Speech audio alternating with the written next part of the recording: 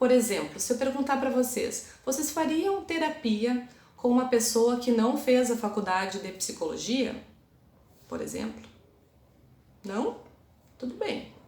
Vocês teriam aulas de inglês com uma pessoa que não estudou o idioma inglês ou que nunca teve uma experiência fora falando, que tenha se habituado a falar inglês? Não? Sim? Não? Ok. Olá! Sejam todos muito bem-vindos a mais um vídeo do meu canal Pitocos e Pitacos. Eu me chamo Fernanda Minella, sou psicóloga, atuo há anos assessorando escolas em psicologia escolar e sou mãe de 2 pitocos, o Antônio, que tem 5 anos, e a Catarina, que tem 3 anos. Eles são com certeza a minha grande fonte inspiradora para a criação deste canal, que tem como objetivo ajudar a vocês, assim como também a mim mesma, a nos tornarmos educadores, a nossa melhor versão. E hoje eu comecei a pensar sobre o que eu poderia trazer de reflexão e me veio à cabeça uma questão tanto contraditória, eu diria. Porque para qualquer pai ou mãe que nós perguntarmos sobre o grau de importância que o seu filho tem em sua vida, provavelmente iria responder que atribui um grau elevadíssimo, né, ao seu filho, à sua criança. Da mesma forma, se eu perguntar a um professor, uma professora, que grau, né, que este profissional atribui, né, ao seu aluno, também provavelmente a resposta seria um elevado grau de importância. Ao mesmo tempo que esses pequenos seres, as crianças, têm elevada importância na nossa vida, o quanto de dedicação em termos de aperfeiçoamento, de aprimoramento enquanto educador, enquanto pai, enquanto mãe, enquanto professor, quanto que a gente está colocando de importância no nosso aperfeiçoamento pessoal enquanto educadores. E no nosso aperfeiçoamento também profissional enquanto educadores, falando em relação aos professores, é claro. É um tanto contraditório, não parece? Por exemplo, se eu perguntar para vocês fariam terapia com uma pessoa que não fez a faculdade de psicologia? Por exemplo? Não? Tudo bem. Vocês teriam aulas de inglês com uma pessoa que não estudou o idioma inglês ou que nunca teve uma experiência fora falando, que tenha se habituado a falar inglês? Play very nice. The first time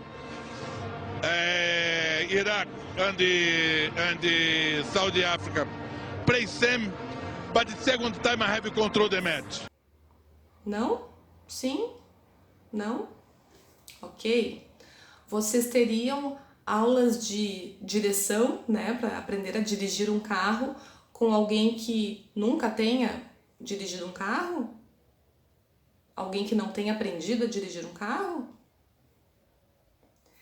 Entendem que tem certos conhecimentos e habilidades que a gente precisa aprender, tanto a nível teórico quanto a nível prático.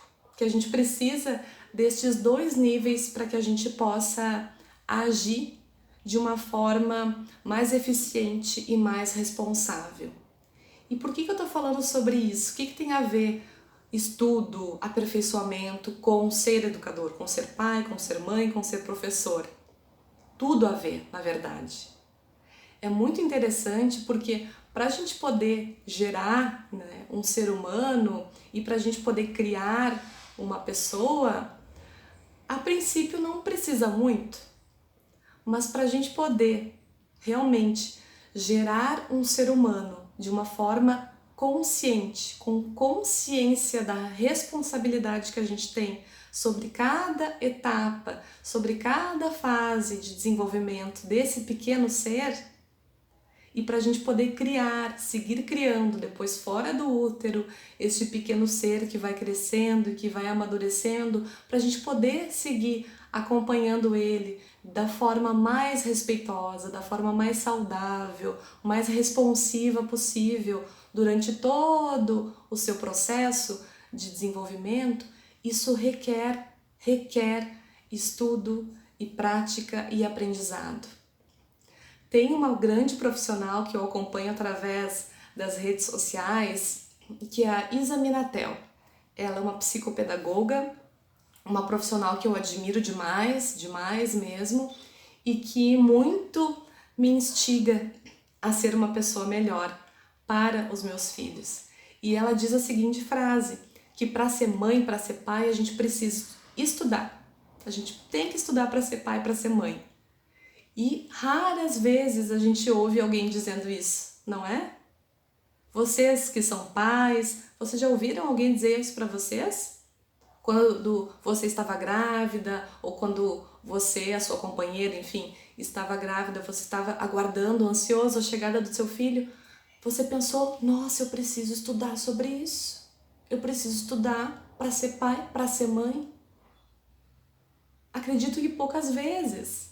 Muitas vezes eu lembro de mim mesma, da minha experiência, quando, enfim, descobri, né, a minha gestação e a minha preparação para o meu primeiro filho, envolveu, claro, muitas reflexões e pensamentos, até por um processo também de terapia que eu passava nesta época, mas eu queria muito mais saber sobre questões operacionais, de como é que se trocava uma fralda, como é que se dava o banho, que tipo de roupinha, que tipo de carrinho, de bebê conforto ter e comprar. Eram preocupações muito operacionais,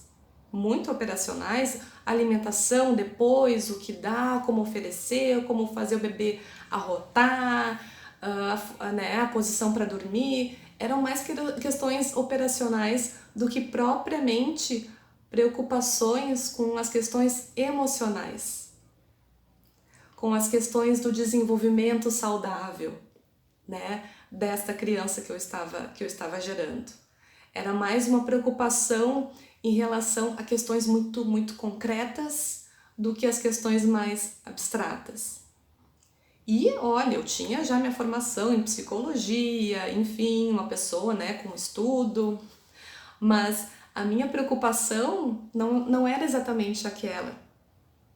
E hoje eu posso olhar para trás e na minha segunda gestação eu já comecei realmente a me atentar, porque a parte operacional já estava, digamos, dominada, porque eu já tinha experiência, eu consegui me atentar para outras questões, consegui me atentar para questões de vínculo, de qualidade de vínculo com a minha próxima filha, a Catarina.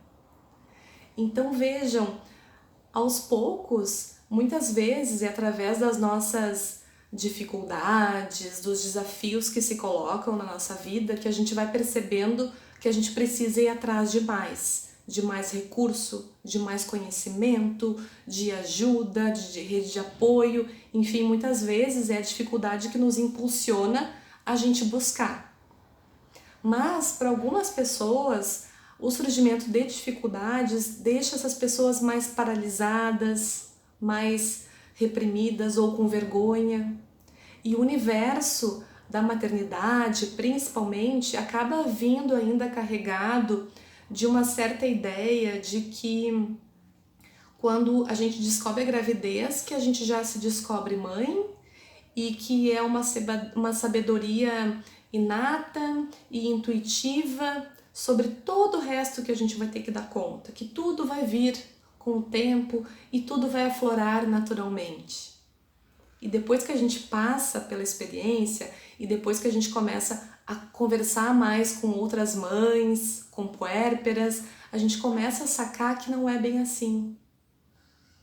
E hoje, que bom que nós temos, né, todas as questões das redes sociais, essas plataformas, enfim, de conteúdos digitais, que eu vejo que as pessoas conseguem falar mais a respeito disso, que as pessoas conseguem falar mais sobre essa questão de criação de filhos, de maternidade, enfim, isso é super importante.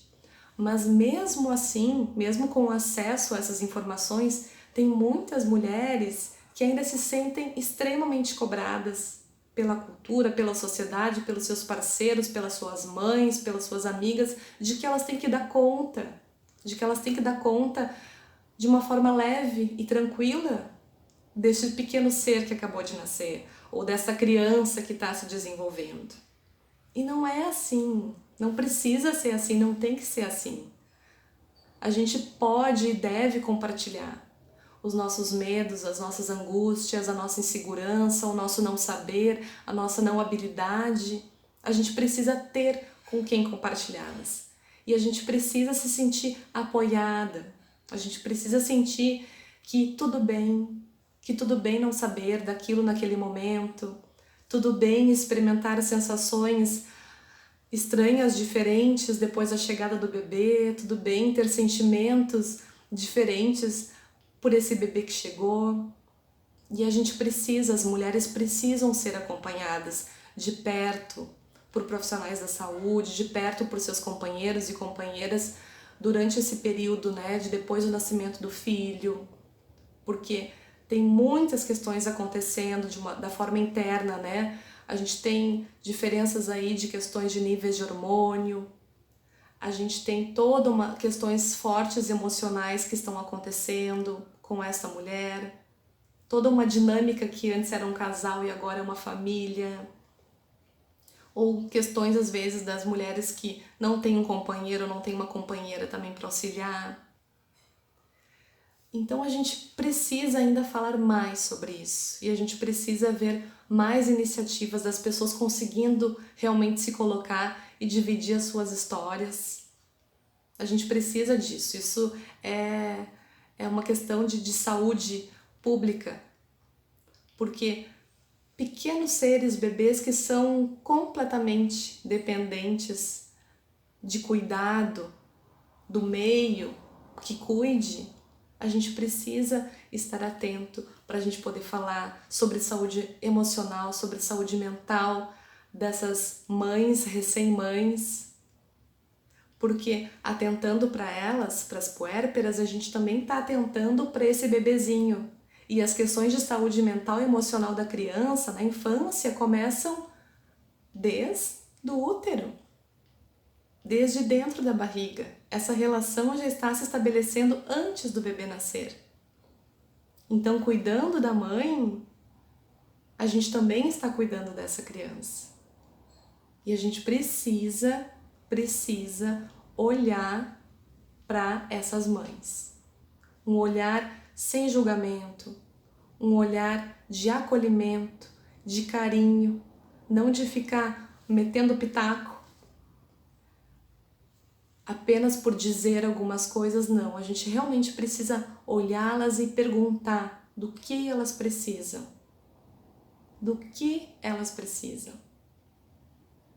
Elas também têm as suas necessidades. Certo? Então, hoje, essa reflexão que eu quis trazer para vocês, uma reflexão meio desabafo, meio informação, meio tudo, para a gente poder seguir pensando a respeito.